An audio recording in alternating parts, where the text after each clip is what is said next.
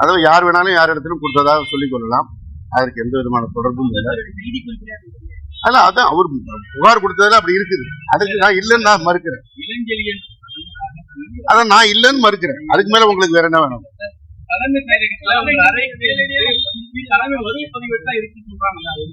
அதாவது என்ன போக்குவரத்துறை அமைச்சர் என்ற முறையில தினைக்கும் துறையில் பணியாற்றுகின்றவர்கள் தங்கள் பிரச்சனைகளுக்காக மனு கொடுத்து வருவாங்க. ஓட்டுநர், நடத்துனர். அதே போல பல கிராமங்களுக்கு புதிய பேருந்து வசதி வேண்டும் என்று மனு கொடுத்து வருவார்கள். எனவே தினம் ஒரு 200 பேர் 300 பேர் சந்திப்பது என்பது இயல்பாக நடக்கின்றது. அந்த கூட்டத்தில் யார் வருகிறார்கள் என்பதை எல்லாம் ஒவ்வொரு நாளும் நான் நினைவில் வைத்துக் கொள்வது சாத்தியமான விஷயம் இல்லை. ஏன்னா பொதுமக்களும் வருவார்கள், துறையிலே பணிபுரிகிறவர்களும் வருவார்கள்.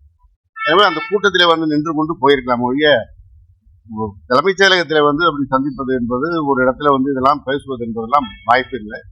அதே போல இடத்திலே பணம் கொடுப்பது என்கின்ற அது ஒரு பொய்யான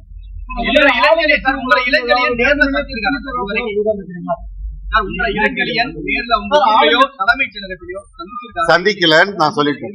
சந்திக்கல. அவங்க தாயார் எல்லாம் எந்த காலத்துல வேலையில இருந்தாங்களோ, நான் எங்க படிச்சேன், அவங்க என்ன உங்க வேலை இருந்தாங்க, அவங்களுக்கு நான் படிக்கவே இல்லை. அதாவது இப்ப நான் சொல்றேன், இங்க இருக்கிற ஒரு நண்பர்கிட்ட நான் பணம் வாங்கி கொடுத்தேன்னு சொல்லி அவர் எனக்கு நண்பர்னு சொன்னா சொல்லிட்டு போயிடலாம். அதெல்லாம் ஆதாரப்பூர்வமா அவர் வழக்காடு மன்றத்தில் நிரூபித்தால் அப்புறம் அதுக்கான பதில் நான் சொல்றேன். என்னை பொறுத்தவரை அவருக்கும் எனக்கும் எந்தவித தொடர்பும் இல்லை. நான் அவர்கிட்ட எனக்கு உதவியாளராக அவர் இல்லை, என்னிடத்திலே பணம் கொடுத்ததாக சொல்வதெல்லாம் பொய். தான் தப்பிப்பதற்கு ஏதோ என் பெயரை சொல்லி எங்கேயோ பணம் இல்ல. இப்ப இந்த வழக்கு இந்த விசாரணையில் இருக்கு. ஓய்வு பெற்ற காவல் துணை ஆய்வாளர் சீனிவாசன் என்பவர் இளஞ்செழியன் என்பவர் மீது மோசடி புகார் கொடுத்த அடிப்படையில் அந்த புகாரில் குற்றவாளியாக இருக்கின்ற இளஞ்செழியன் என்னை தொடர்பு படுத்தி கூறிய காரணத்தினால் இன்றைக்கு விசாரணைக்கு வர சொன்னார்கள். விசாரணைக்கு காலை 10 மணிக்கு ஆஜரானேன். என்னிடத்து வழக்கு குறித்து கேள்வி கேட்டார்கள். அந்த இளஞ்செழியன் என்பவருக்கும் எனக்கும் எந்தவித தொடர்பும் கிடையாது. அவர் எனக்கு உதவியாளராக பணிபுரியவில்லை. அவர் எங்கள் மாவட்டத்தை சேர்ந்தவர் என்ற அடிப்படையில் என் பெயரை தவறாக பயன்படுத்தி இதுபோன்று தவறுகளில் ஈடுபட்டிருப்பதோடு மாத்திரமல்ல, பல்வேறு நபரிடத்திலே MBBS அட்மிஷன் வாங்கி தருகிறேன், பல்வேறு துறைகளில் வேலை வாங்கி தருகிறேன் என்று பணம் மோசடி செய்திருக்கிறார். எனவே ஒரு மிகப்பெரிய மோசடி பெருவழியாக இருக்கின்ற ஒரு நபர். அதில் இந்த துறையிலே போக்குவரத்து துறையிலே வேலை வாங்கி தருகிறேன் என்று சொல்லி ஏமாற்றி பணம் வாங்கியிருக்கிறார். அவர் வாங்கி தருவதாக சொன்ன வேலை என்பது போக்குவரத்து துறையில் உதவி பொறியாளர் பணி.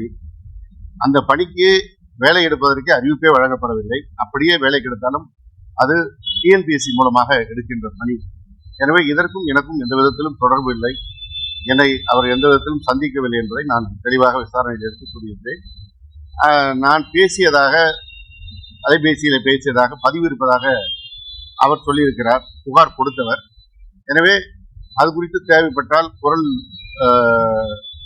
பரிசோதனை செய்யலாம் என்று கேட்டால் நான் அதற்கும் தயாராக இருக்கிறேன் என்று சொல்லியிருக்கிறேன்.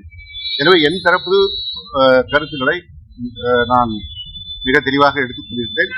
மீண்டும் விசாரணைக்கு தேவைப்பட்டால் அழைத்தாலும் வருவதற்கு தயார் என்று நான் சொல்லியிருக்கிறேன். எனவே இந்த வழக்கை பொறுத்தவரை அது உண்மையை நிலைநாட்டுவதற்கு இந்த நேரத்திலும் எந்த விசாரணையும்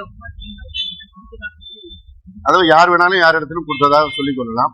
அதற்கு எந்த விதமான தொடர்பும் இல்லை. அதான் அவர் புகார் கொடுத்ததுல அப்படி இருக்குது. அதுக்கு நான் இல்லைன்னு நான் மறுக்கிறேன்.